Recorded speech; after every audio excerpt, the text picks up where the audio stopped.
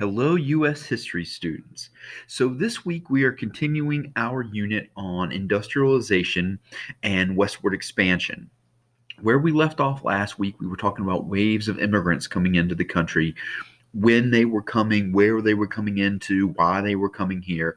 Well, we're going to pick up with that topic today in this first lesson for the week, dealing with immigration. Okay. Now, this is kind of an overview. We break down both the coasts. We also talk about some of the responses to immigrants when they get here. So, this is just kind of an overview general lesson. Feel free to use the notes that I've attached to Canvas to keep track of all the information that we're going to go over, or you may certainly take your own notes as well. Okay, don't forget there is a little quiz on this after we do the lesson and after you do the notes. So be sure you're paying attention and jotting stuff down so you'll be ready for the quiz. The quiz is not open notes. So let's pick up with immigration here. Now, at this point in time, it's important to remember that immigrants travel to the U.S. by steamship. Okay, there are no planes or anything like that. If immigrants are coming from different countries, they're going to have to travel by ship. And if you've ever seen the movie Titanic, think about the third class passengers. Most of those third class passengers are going to be immigrants, unless they were very, very rich. But most of those third class passengers are going to be immigrants. And the reason I say that is because, yes, they are traveling by steamship, but they are sharing very cramped, unsanitary spaces. And because those spaces are so cramped and because they are unsanitary, that is going to allow disease to spread quickly. So some of the immigrants are going to die before they even reach America. Now, what's sad is we've talked about this before previously in history, with colonists coming over, and of course with the slaves on the slave trade and things like that, about how rampant disease would be in these cramped, overcrowded, unsanitary spaces. Well, we haven't learned much, okay? And we're still dealing with this up into the 1800s, early 1900s. Okay, so some of these immigrants are going to die before they even make it to the country.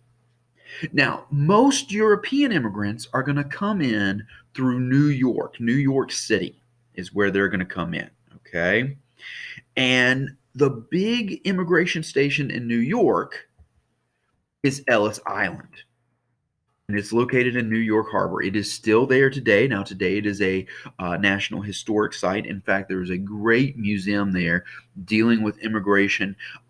They will help you. There's a big archives, big library there. They will help you locate your ancestors. If your ancestors came in through Ellis Island, they will help you do research, and they will help you they will point you in the right direction so you can learn a little bit about your family, your family's history, especially if they came through Ellis Island. Now, at Ellis Island, officials decided whether the immigrants could stay in the country or whether or not they had to return home. Right? If you were some sort of political prisoner, okay, or you had a political history, like, I'll be honest with you, if you're a revolutionary back in Europe, chances are you're probably not going to be allowed in this country because we don't want you starting a revolution here.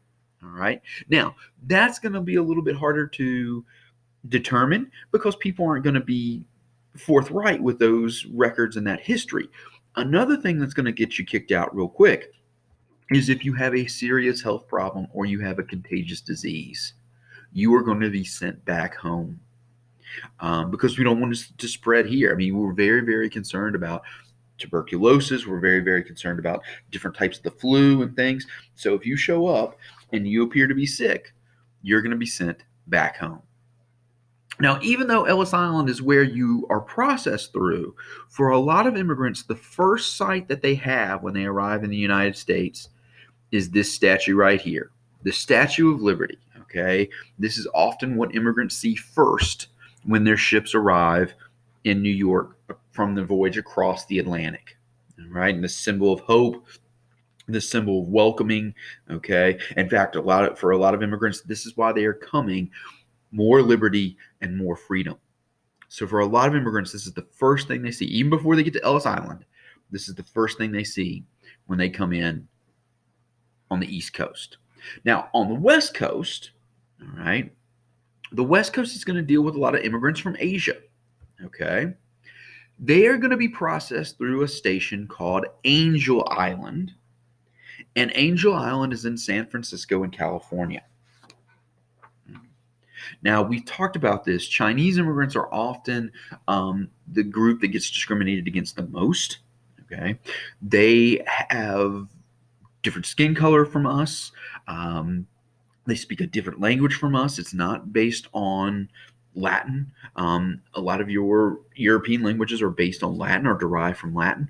So Chinese immigrants face a lot of discrimination. And it starts when they get here at Angel Island because the inspection process at Angel Island is much, much more difficult than on Ellis Island.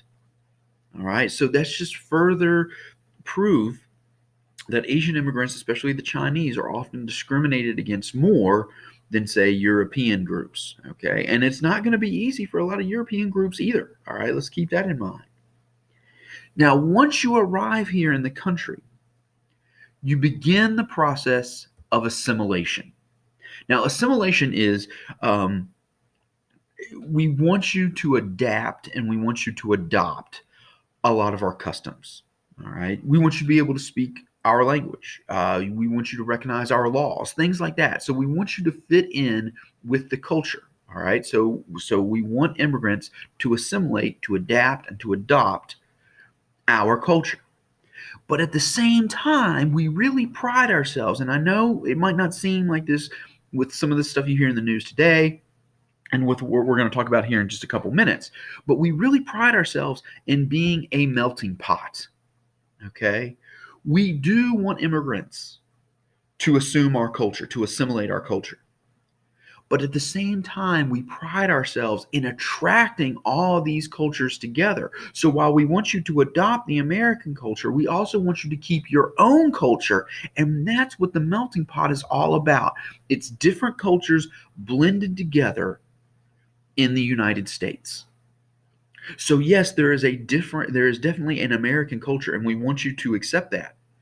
But we also want you to keep your own culture and become a part of this melting pot. Okay. In fact, that's why Roanoke has Roanoke used to have a cultural festival where different countries would set up different booths and different tents so that you could visit and experience their culture, usually in the form of food. All right.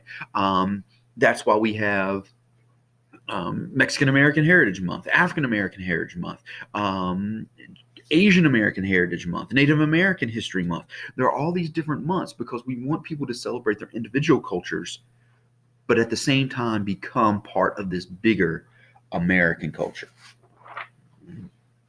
Now, assimilation is hard. All right, assimilation is hard.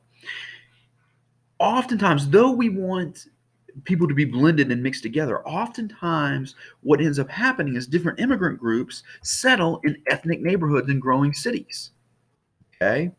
That's why, especially like think about New York. New York is a good example, and there's cities in California that are like this too. But New York has an Irish section, and it has a Jewish section, and it has a Chinatown, and it has an Italian section and a Polish section.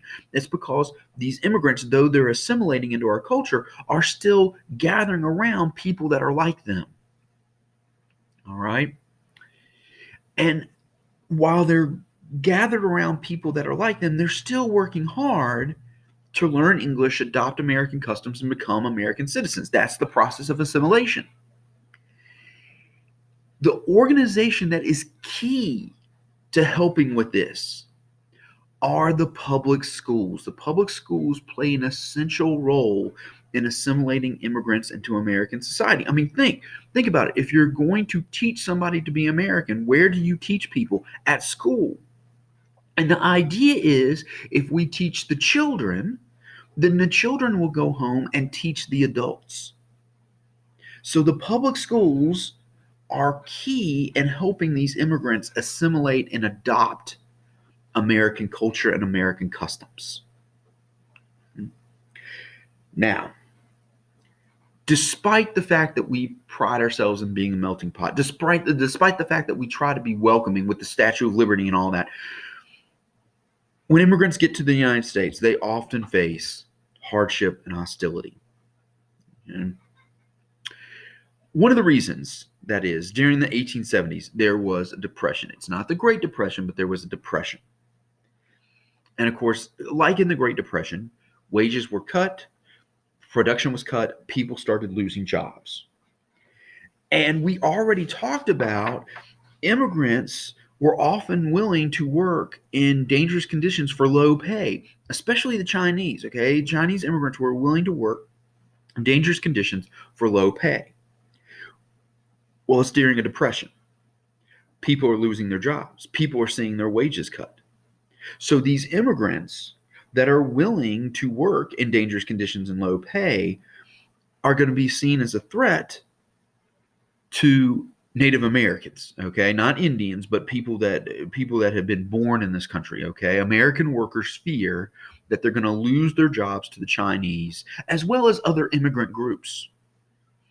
And later on, we're going to talk about, since we're talking about industrialization, we're going to talk about labor unions. These labor unions and these labor groups begin to put pressure on politicians to do something about immigration, to restrict immigration.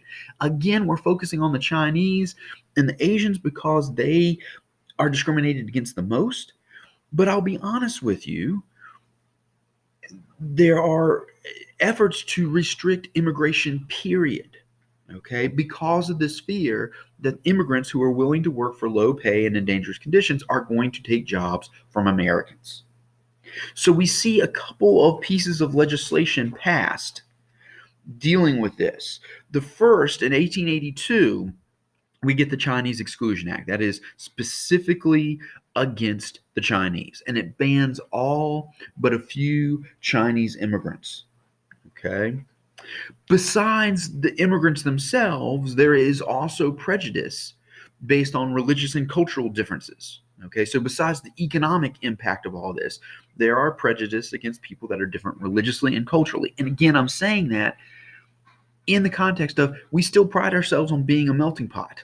Okay, this is one of those times where it is, it's a paradox. All right, it's a paradox. We pride ourselves in being a melting pot. We pride ourselves in welcoming immigrants to this country, but at the same time, we're working to restrict their entrance, and we have prejudice against those that have different religious and cultural practices. Okay, Americans tend to be Protestant. All right. If you're Christian, you have three options. You can be Protestant, you can be Catholic, you can be Orthodox. Americans tend to be Protestant. We trace our heritage back to the Protestant Reformation, 1517, Martin Luther, 95 Theses. Okay. A lot of the immigrants were Catholic and Jewish. So there is prejudice against those that aren't Protestant Christians. All right. And that's going to factor into these pieces of legislation that restrict immigration as well. So 1882, you had the Chinese Exclusion Act. 1921, we get the Immigration Restriction Act in 1921, and that's going to establish quotas for immigrants outside of Western Europe. Now, pay attention. There are no quotas for Western Europeans, okay? So the British, the French, the Spanish, those guys, okay? No quotas on those. We're talking about Eastern European, Asian people, okay? Even Russians would be included in this, all right? And a quota, is a set number. So there is, each year, you would have a specific number of people that you would allow in from a different country. Like let's take Russia, for example. Let's say the quota for Russia was 500. Well, if you're the 501st Russian immigrant into the United States, sorry, we've reached our quota. You got to go back home. The Chinese Exclusion Act and the Immigration Restriction Act are both going to cut off immigration to America for several decades, heavily restrict immigration to America for several decades. I pause to say that it cut off immigration because people are still coming. I mean, that's the whole idea with the quota system. People are still coming, but they're not going to be coming in as many numbers thanks to these acts. Okay. Despite that, though, America is still a land of freedom and opportunity. Immigrants are still coming, despite the fact that they are facing prejudice and discrimination. In fact, as bad as it is in this country, and I'm not saying it's pleasant, as bad as it is in this country, in some cases, it is still better than what they are experiencing in their home countries. Okay?